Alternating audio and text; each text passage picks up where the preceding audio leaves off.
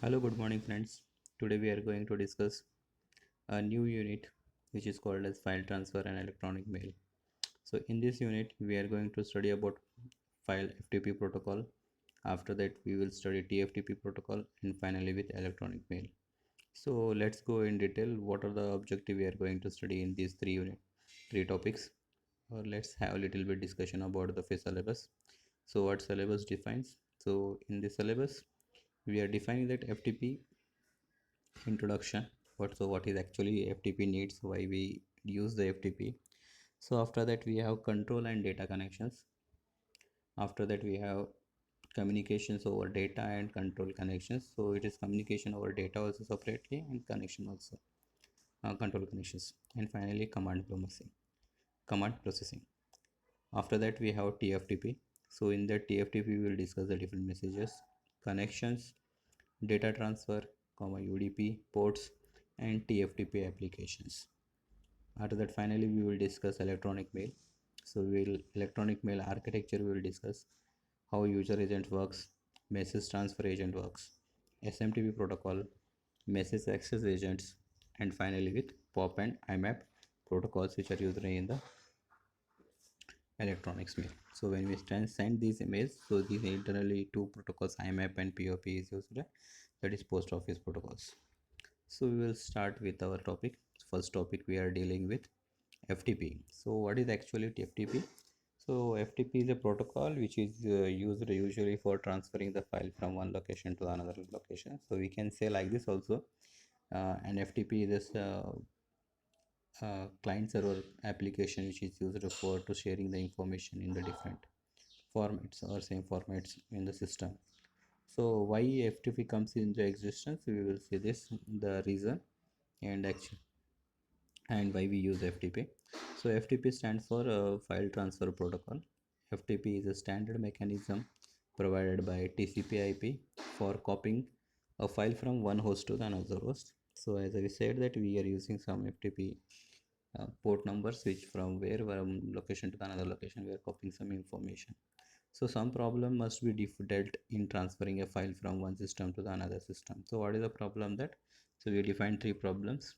So first problem is that the two system may use different file name conversions.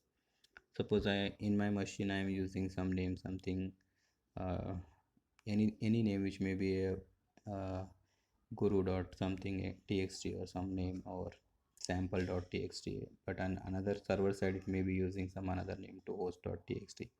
So it may be some different names. It is just naming convention issues. Okay. So second thing is two systems may have different ways to represent the text and data.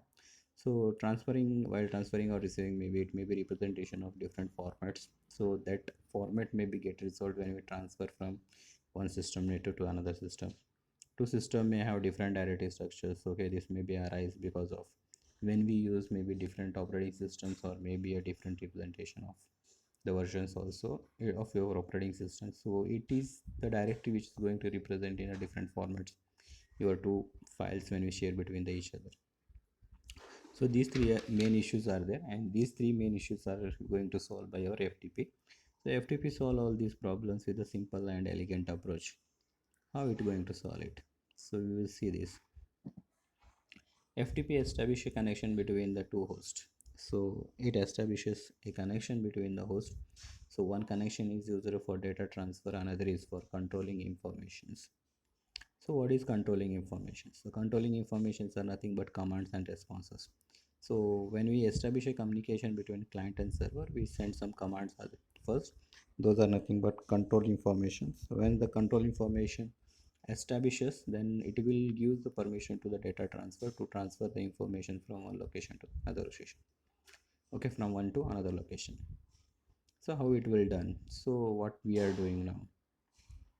So we are dealing with the command line, okay, control connections, and there are some commands are action, and finally we using that. So we'll have little bit this diagram.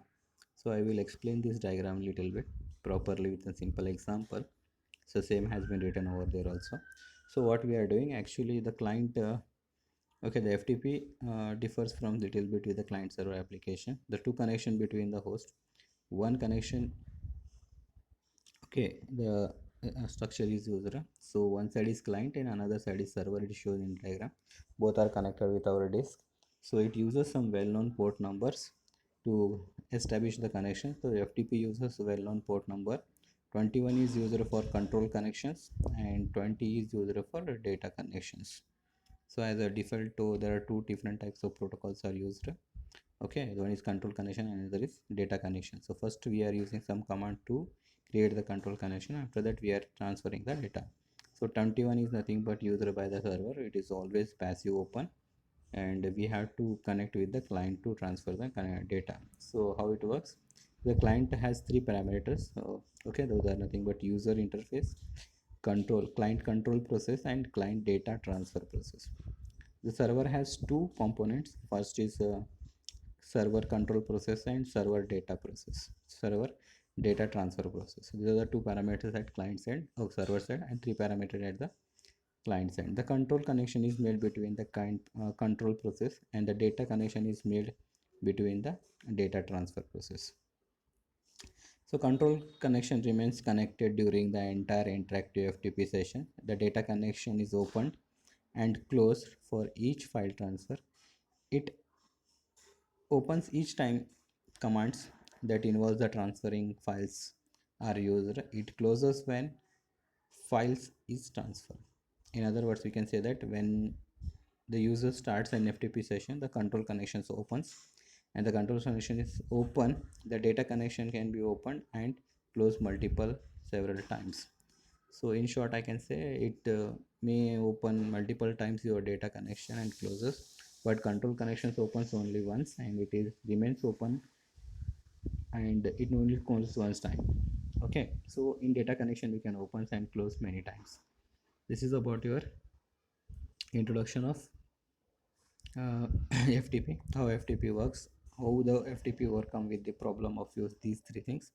So we have connection. So there are two types of connections we are using FTP connections. One is control connection and another is data. The use of different addresses and port numbers to use to connection between them. So what is control connection? So in this diagram there is a representation of control connection. The control connection is created in the same way as another application programs described so far. There are two steps. So what are these two steps? So server issues a passive open on a well-known port number 20 and wait for the client. So one client uses an empirical port number and issues an active open. The connection remains open during the entire process. It is an interactive communication connection between the user and server. The user types command and expect to retrieve responses without significant delay. So what this diagram represents, one is client, here is server. Server is passive open, always 24 times it will be open. When the client will come active, it will use some empirical port number any and it will be connected to the client and send some commands and wait for the response through that. Next is data connections. What is data connections? So data connection uses a well-known port number 28 at the server side. The creation of data connection is different from what we seen for the following. FTP shows creates the data connections. The client, uh, not the server, issues a passive open. It open empirical port number. So in this case, earlier case actually server is passive open, but in data connection client will be passive open.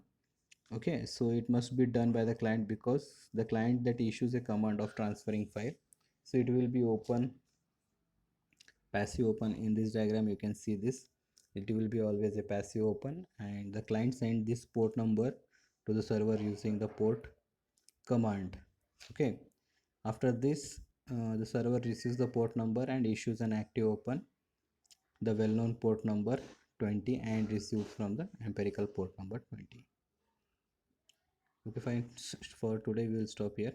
In next lecture we will continue. Thank you.